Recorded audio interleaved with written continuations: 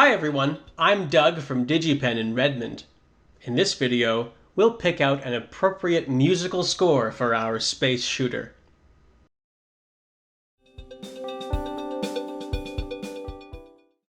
When it comes to drawing the player into the experience of a game, nothing beats music, if it's done right. Listen to the music in this game, Somnus.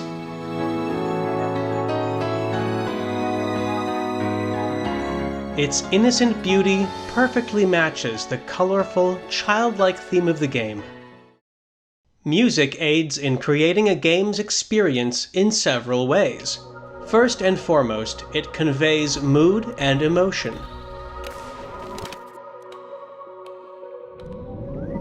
When a game's designers want their audience to feel a certain way, they can use music to help influence the player's emotional state. Music is also used to help establish a game's setting.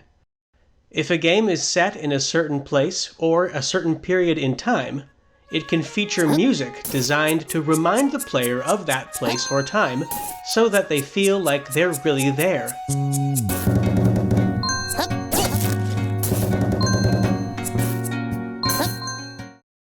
Music can also help to build anticipation by hinting at what's to come. Many games will play a heroic melody to indicate that something good is going to happen, or a tense musical passage to build up to something bad or scary.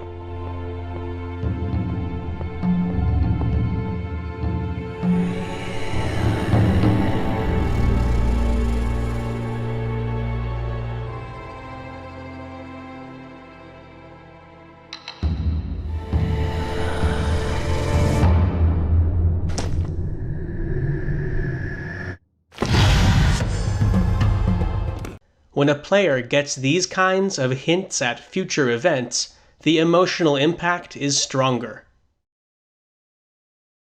It's common for games to associate melodies with characters, places, and other parts of the game. A game might play the same music every time the villain shows up, or the score might heavily feature a certain melody whenever the hero returns to their home. A melody that is associated with a part of a game like this is called a leitmotif. Players feel more like they're a part of the game's world when they see a character they know and hear that character's leitmotif.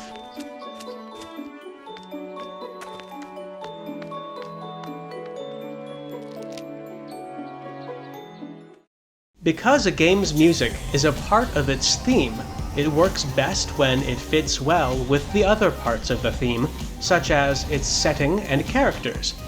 Well-chosen music can enhance the experience of a game and strengthen its theme. For example, let's take another look at this game we featured several videos ago. It's a chaotic, action-packed, futuristic racing game, and its musical score reflects that perfectly.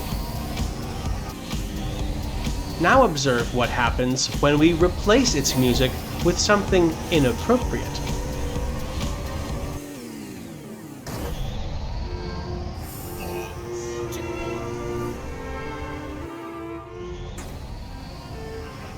This is a perfectly lovely musical composition, but it's completely wrong for this game.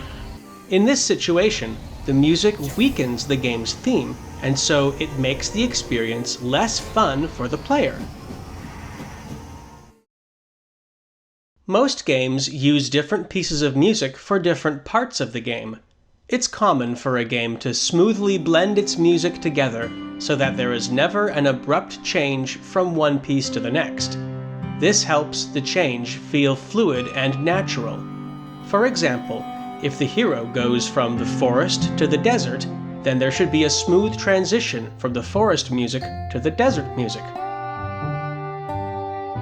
In some games, this transition is done just by fading the first piece out while fading the second piece in. This technique is known as cross-fading. Other games will use unique music tracks created specifically for going from one piece to the next. For instance, if the player can go between the desert and the forest, then there would be one transition piece written to go from the desert music to the forest music, and another piece that goes from the forest music back to the desert music.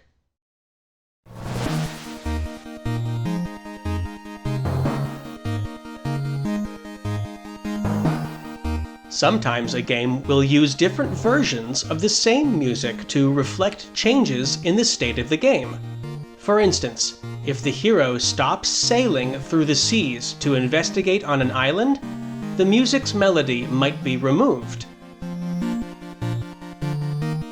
Then, when the hero gets back in their boat, the melody might pick up again.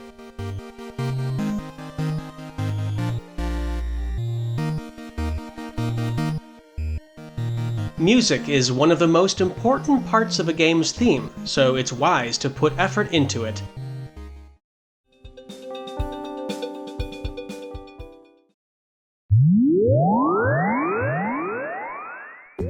Let's further strengthen the theme of Scratch Invaders by giving it an appropriate musical score.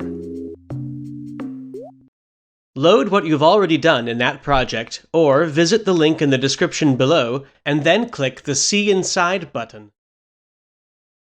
A great way to add music in a Scratch game is to create a sprite for each musical track you want to play, and then control it with that sprite's code. Let's begin. Click the Choose a Sprite button.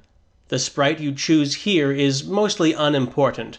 We're just using it as a way to run code, so we'll keep it hidden as long as the game is running. We'll go with this plain ball over here. After you add your new sprite, change its name to Main Music and then click the Hide button right here. Now this new sprite cannot be seen, but it can still be heard. Let's add some music to it. Click the Sounds tab at the top. Whatever sprite you chose probably has a few sounds already, but we're not interested in these. If you want to make sure they don't get in the way, you can click the Delete button in the corner of each sound in the sound list on the left. When you're ready to add some music, click the Choose a Sound button at the bottom left. Short, looping pieces of music are sometimes called loops, and that's what Scratch calls them. Click the Loops category at the top to make the library just show music. Remember, you can move the mouse pointer over the play button on each sound to hear it. What would sound good with your game's theme? If your game has a fantasy setting, you might want to stick with music played by ordinary instruments like guitars and pianos. If your game is set in space, you might prefer something that sounds more exotic, like a techno beat. Our game has an aquatic theme, so it would be appropriate to use a piece that has a watery sound. In any case, if you can't decide, either of the video game tracks should work quite nicely. When you're ready, click the sound to choose it. It will be added to the sprite's list of sounds. Before we go any further, rename the new sound to Main Music. Then, click the Code tab to return to the code area.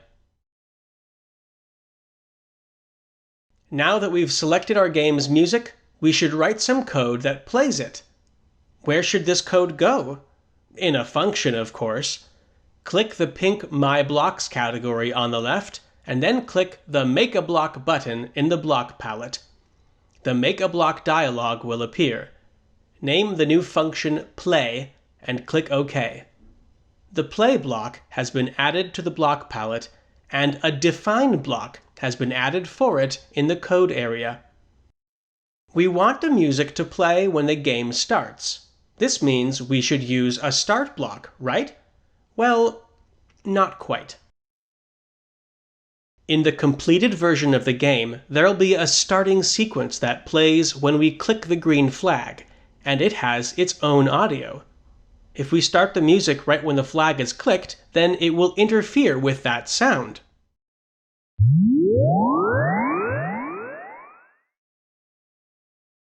We'll need to make it so that the hero broadcasts a message at the end of the starting sequence to tell the game that the music can begin.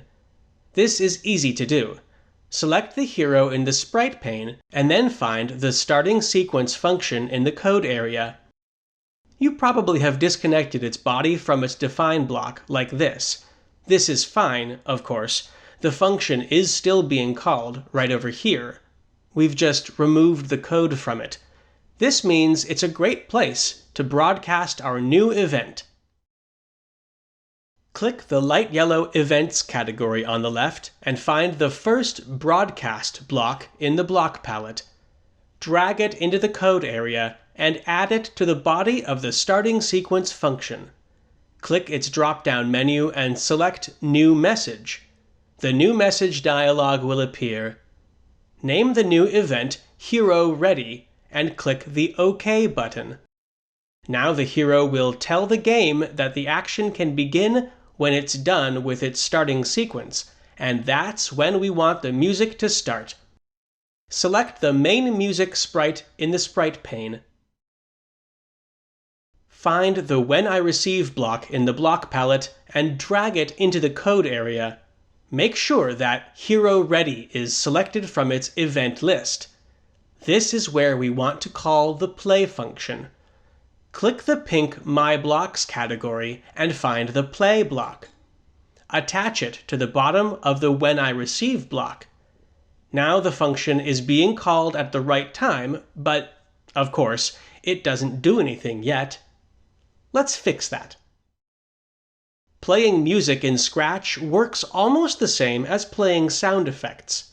The main difference is that the music should start over from the beginning every time it finishes. Click the gold Control category and find the Forever block. Add it to the body of the Play function. Then click the magenta Sound category and find the Play Sound Until Done block. Attach it inside the mouth of the Forever block. Make sure that Main Music is selected from its sound list. Now click the green flag and listen to your game's looping main music.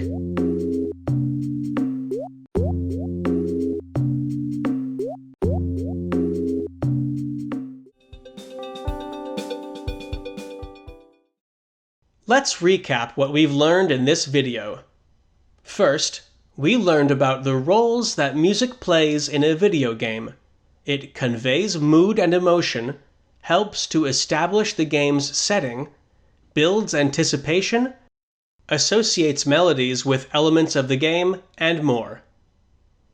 We learned that a piece of music that is associated with a part of a game, such as a character or a place, is called a leitmotif. Leitmotifs can enhance a player's enjoyment of a game. Next, we saw how even a beautiful piece of music can hurt the overall experience of a game when it doesn't fit with the rest of the game's theme. Then we learned that games often use multiple pieces of music and transition smoothly between them in different ways to avoid jarring breaks in the experience. Finally, we applied our understanding of the importance of music by adding a music loop to Scratch Invaders.